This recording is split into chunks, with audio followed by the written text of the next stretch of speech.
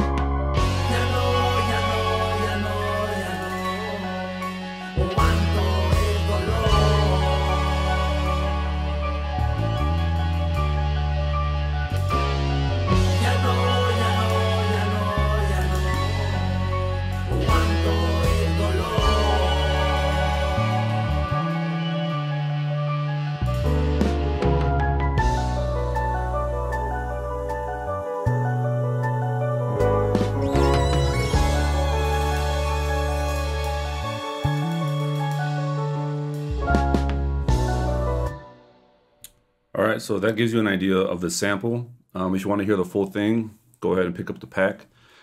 But yeah, let's start with the keys, because that's where this whole idea kind of started.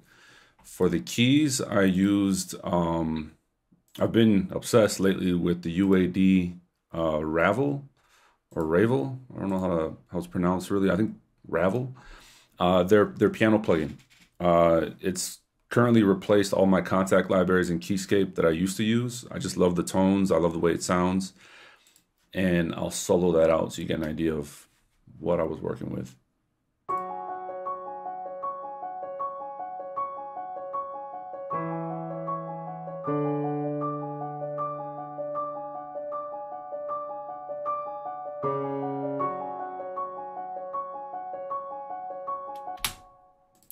So yeah. The keys sound really clean, realistic to me at least. I didn't really change much to the preset. I think there's not a whole lot that you can change in the plugin. Oh man, this thing is bugging. Let's try that again. Anyways, there would be something here. But as you can see, volume, tone, dynamics, reverse. I shot up the tone a little bit. And then dynamic, I brought it down a little bit. And then mics, I went more to the close mic, or yeah, and that's pretty much all I did, and just raised the volume, and then threw on some Valhalla plate with these settings right here. EQ, kind of brighten it up, take out some of that low end, and I was left with a pretty decent piano sound. Then to kind of stack it, I used Keyscape, and I ended up going with the electric piano, or the vintage digital piano, the MKS 20, the Piano 1 Gospel. I use this sound a lot for like doing like 80s type of stuff. And I use it for this as more of just like a secondary layer to just kind of beef up the original piano, but to add in some more like digital and like synth sound to it. So it was a good mixture of like that natural and synthesizer, like digital piano. And I'll play that for you now just to give you an idea what that sounds like stacked. And I had that fade in the beginning, so you can't really hear it, but when the vocals really drop, you can hear them stacked.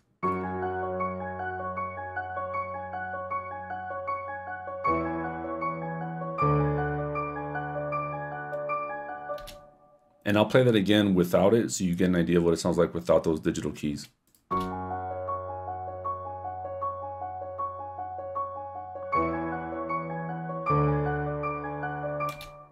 And for that, the UAD, Studio D chorus, and 80s spaces, which is one of my favorite reverb plugins for capturing like that 80s reverb sound. There's a ton of cool presets in here and it sounds 80s, which is amazing. And yeah, that's pretty much it for the keys. I did throw in a texture from one of my texture packs, and it's just random noise.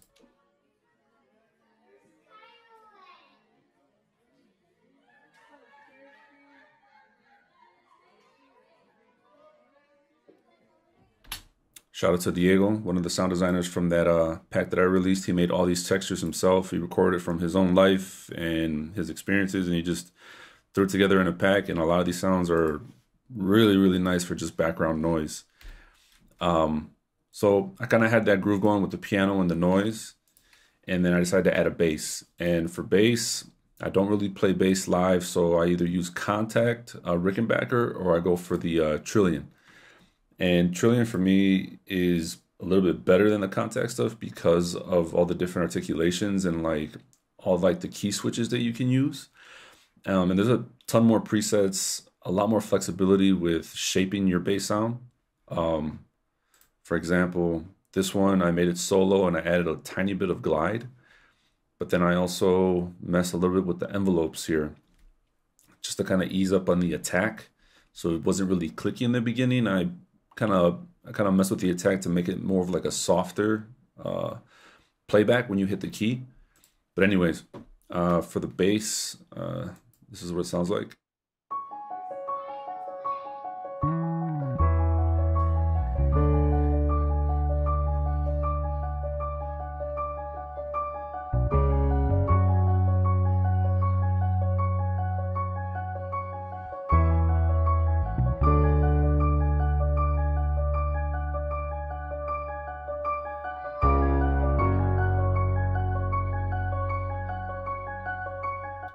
Pretty straightforward. I try not to get too crazy with the bass. I used to, but I found that it was kind of distracting, especially when people are trying to sample stuff and people are throwing 808s, or if they try to filter out the bass. I try not to make the bass too complicated. Maybe in certain parts I'll add in like some more sauce, but sometimes some single hits and really basic bass lines can go a long way, especially with keeping the sample usable and flippable for producers.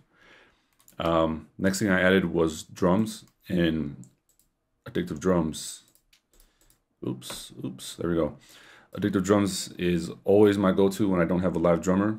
The Modern Soul and R&B preset bank are one of the default ones. Amazing drums, super crispy. And yeah, for that I just kind of kept it simple for the rhythm in the beginning and kind of added some fills to highlight more of the stuff happening within the keys. So I'll play that for you. We'll start in the middle.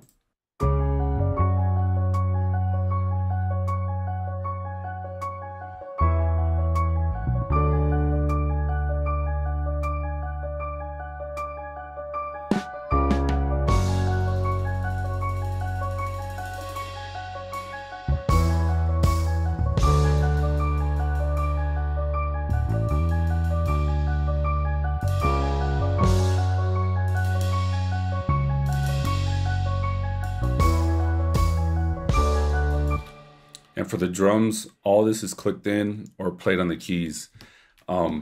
Just ultimate flexibility. I can nudge stuff super early or late to kind of add more of like a realistic vibe to the drum playing. And with Addictive Drums, you know, the drum sounds super realistic, especially with the velocity. So you can get away with clicking stuff in or playing it on the MIDI keyboard and having it sound almost realistic and almost legit. I still don't think it replaces a real drummer, but when all you have is the plugin, I feel like that's all you need. So yeah, the next thing I added was strings. Or actually, I'm going to backtrack a little bit to the bass because I forgot to mention the processing. So for the bass, I keep the drums or the sound super like default, but but I do add a little bit of EQ, but taking out some high end, boosting a little bit of like that lower mid area. And then I love using the VC2A from Native Instruments to capture some of that dynamics and kind of flatten it out a little bit. And I love this compressor because it's just two knobs. It is a classic remake of like a vintage compressor, and I think the original ones would have like the two knobs, and it would just control like I think your threshold and your gain. So for here, it's called peak, I think. But yeah, I just kind of like turn it until I see the meter moving a little bit, and I feel like it's kind of like shooting down a little bit of that volume, and I bring it back up a tiny bit with the gain. But I like what it does. It kind of like makes everything sound really warm and not so dynamic, but it still kind of captures like the character of the bass, which I really like. But yeah, let's go back to the strings, and I'll play those for you.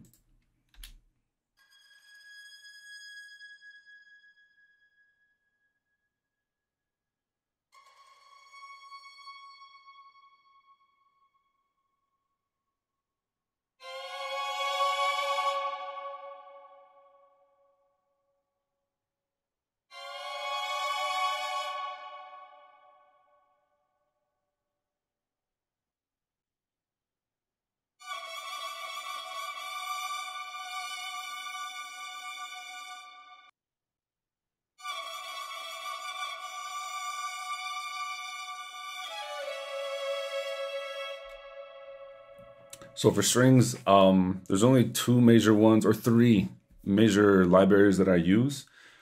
First one being Contact Session Strings Pro. I'm not using it in this specific sample, but just to mention that that is one that I do use a lot. But for this specific sample, I use the Bohemian Violin, which is my current favorite, and I love using it in the Trio Performer because it makes it sound like a trio of violins. Really great sound. And then it's not present in this project because I did bounce it out, but was the Spitfire Abbey Road 2 library. It's a massive sample library by Spitfire that captures like the sound of the Abbey Road studio strings. Really great library, but you need a PC that can handle the power that it requires to run. I literally bought a new PC just to be able to run plugins similar to that. And since updating the PC, I've been able to run like 10 of those at a time. So if you're thinking about doing an upgrade on your PC, you should definitely do it. But for these strings, Abbey Road 2 and Bohemian Violin. And for the string processing, pretty basic. Just use the default patches, Valhalla Vintage Verb for one, and then the Ref Plate by Arteria for the other. Great plate plugin. I love this plugin right here. But yeah, actually I'll play everything so far. You get an idea what those strings sound like within the mix.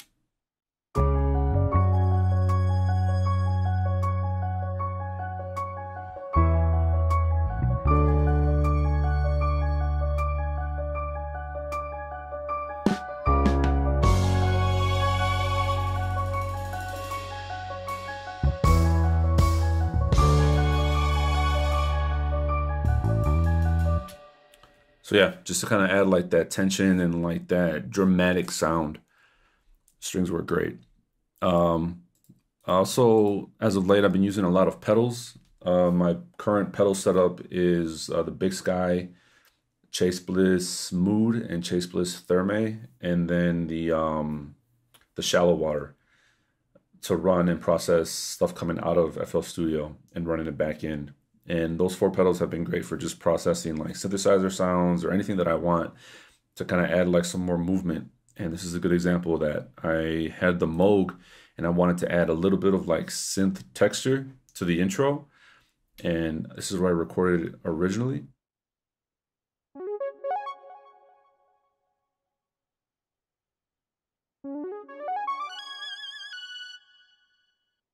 So it was like that lead sound. I think I did record it with some delay or reverb in the beginning, so it was printed inside of that original recording, but then I ran that through the pedals and I recorded that back in just to add those effects. And I can't remember exactly what I did because a lot of that tweaking is done on the spot, and I don't really save presets or like take pictures of anything. I just kind of tweak knobs until something sounds right, and then I just move on. But this is what I ended up recording.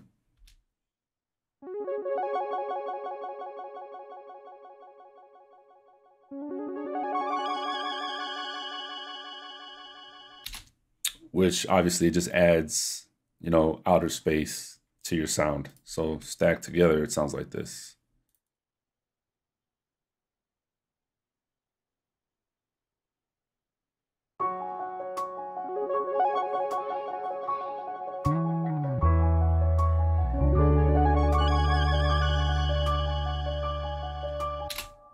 Just like that background noise, that background texture, so that way it's not just like a dry synth. You know, you want some movement. The next part for the intro were the vocals, and the vocals, I came up with a lyric that was in Spanish that I felt would kind of capture the vibe of an intro to, you know, a Spanish song. And this is what I went with.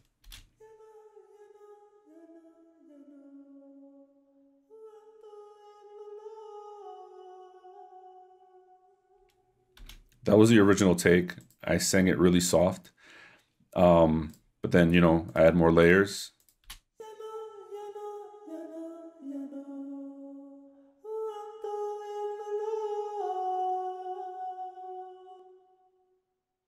And then a bunch more.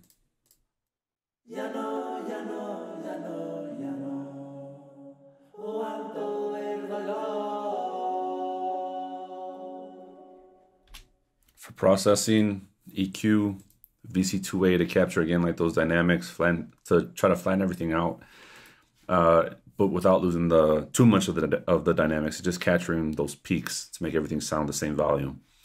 And then the Valhalla room with these settings right here. I mean, without it, this is what it sounds like. You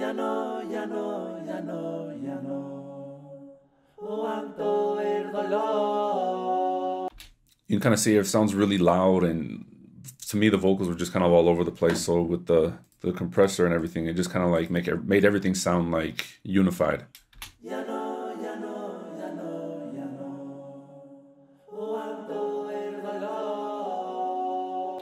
So yeah, and then that's pretty much it for the intro. And then what happens next is basically a more aggressive version of the intro before it drops into what would be kind of like a bridge or like a verse. So to really make this second section really stand out, I sang the same vocal, but with a more aggressive tone. So I'll play that for you now so you get an idea of what I'm talking about. Ya no, ya no, ya no, ya no, aguanto el dolor.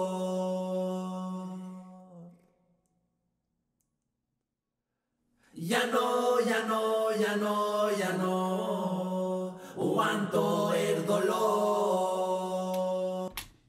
So there, I'm just repeating that vocal line, but adding a little bit of harmonies, more of an aggressive tone, obviously a lot louder. So the first one was kind of like an intro, soft approach to the vocal, and I get super aggressive just to make it sound more angry and more like in your face, I guess. Maybe not angry, but more emotional. And for processing is the exact same processing as the intro, just treated a little bit different with the compressor. I think I introduced a little bit more of like that peak reduction because I am a little louder. Let's see. Yeah, so there's that. And then I added another synthesizer sound ran through the pedals, which is this sound here. Let's turn it on.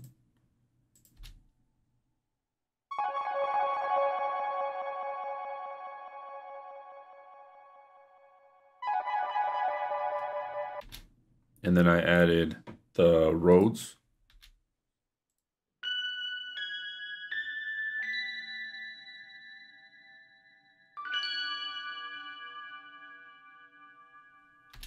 And then processing for that was EQ, take out the low end, because the Rhodes naturally has like this low end to the keys that adds a little bit of mud. So I always like to strip that out.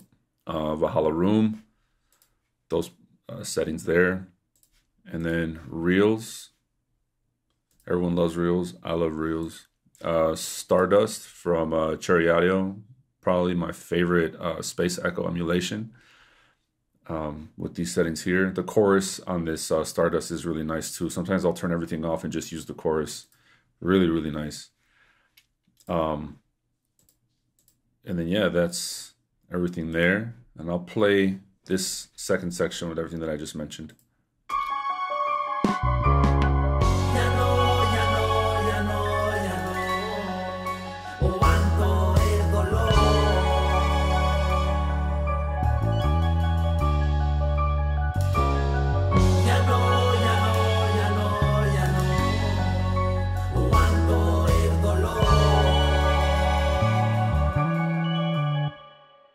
And then this is kind of where I had left it initially. And then I decided to revisit it when I thought about maybe adding a guitar. And I didn't want to do anything crazy because I'm still learning, I'm still practicing guitar, but I wanted to add the guitar at some level just to kind of like add that layer. And I ended up adding this guitar to follow the bass hits. So I'll play that for you.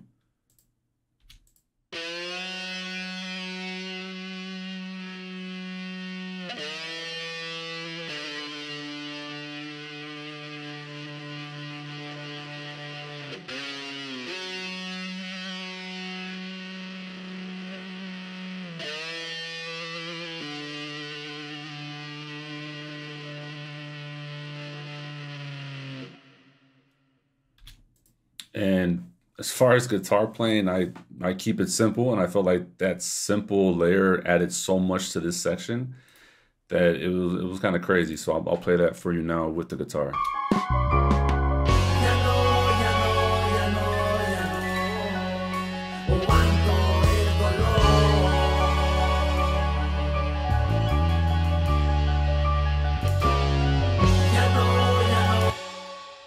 And that sound and that tone is so like within that era, and that whole sound, like the way that it's kind of nasally and kind of fuzzy, that's found in a ton of like these 80s Spanish love ballads, especially when the song kind of builds up. You'll hear those tones. So I was kind of going for that.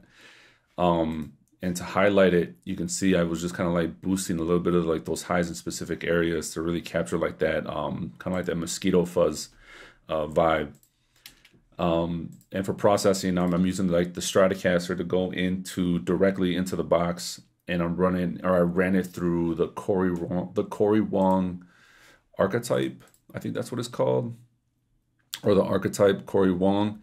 And there's like a lead strat preset that is crazy, and that's what I use for that. And I don't think I changed any presets. I might have like shot up the input a little bit, but I just ran it through that, add some EQ, and I just called it a day.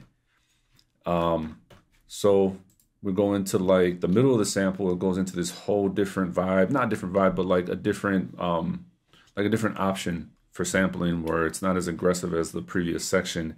Kind of gets a little bit more angelic and melodic with the keys kind of changing up. So, and to kind of separate things, I did add a separate kind of like choir kind of vibe, and I'll play the choir stack here.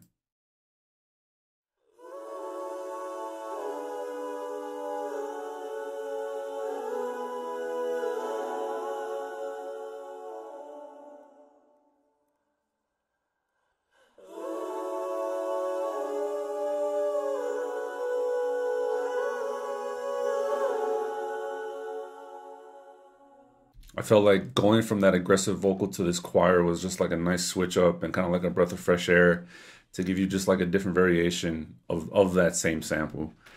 For processing for that choir sound or that choir stack, I think I had went in through the compressor while recording, and I got rid of it because it got printed into the final recording. But EQ to take out low end, and stereo shaper to push everything kind of wide to make it sound just a little bit bigger. And then I did add, let's see, I did add a lead guitar right here. I'll play that for you.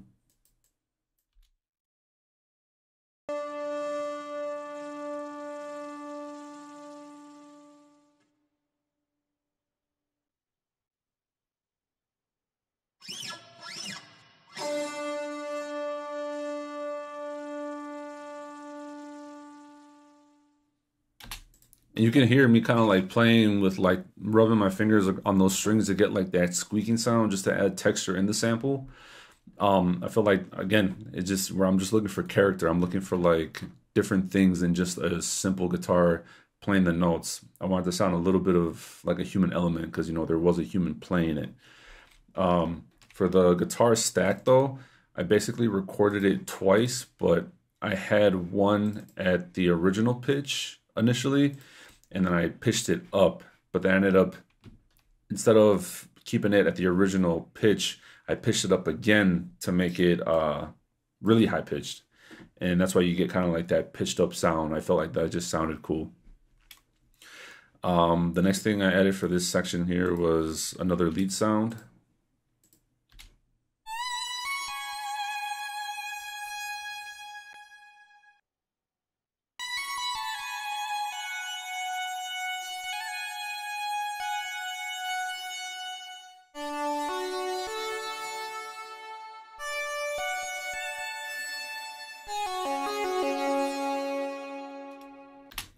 And that's the Prophet 6 patch that I had made that I had never used before. It's kind of like a nasally, kind of in your face lead sound, kind of high pitched, and I just love the way that it sounded. And I felt like it worked in the sample. And I just used that throughout like this ending section here. And the drums switch up here as well.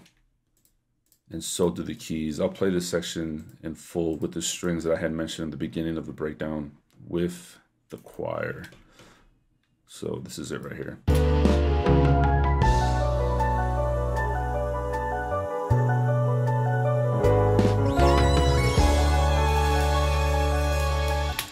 So you kind of see what I did there. The choir kind of like leads you into like a soft little pocket right here.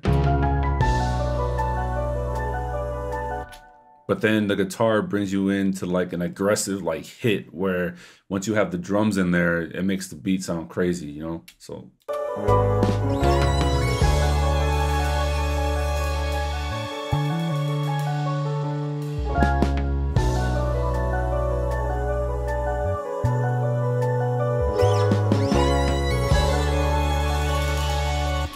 So it's the same thing kind of repeated here, but I played it separately to kind of give each moment that it happens a unique tone and character, because I'm not just copy and pasting the same thing over. I'm playing it again to give it a variation. So it sounds like someone's playing it live. So again, kind of tapping into like that era, that time, you know, copy and pasting things wasn't really an option. They had to play that shit live. So then the same thing kind of happens here, but more stuff happens with the strings and some different stuff happens with the synthesizer. So I'll play that for you here.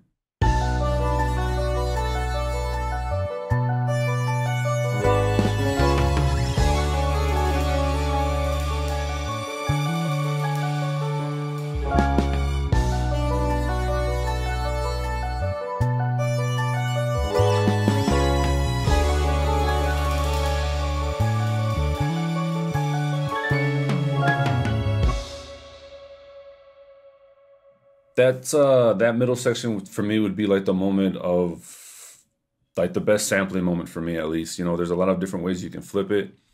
The intro could be used for like an intro for the beat or the whole sample itself, or depending on how you want to flip it. But the whole point was just to kind of give people options with the composition while capturing a specific sound from that era. To end it off, I did do more of a different piano take at the end, but I was kind of stuck for a while because I didn't know what else to add. So I decided to just kind of leave the piano as is and just add a bass line and have that kind of close out the sample. And I'll play that for you now.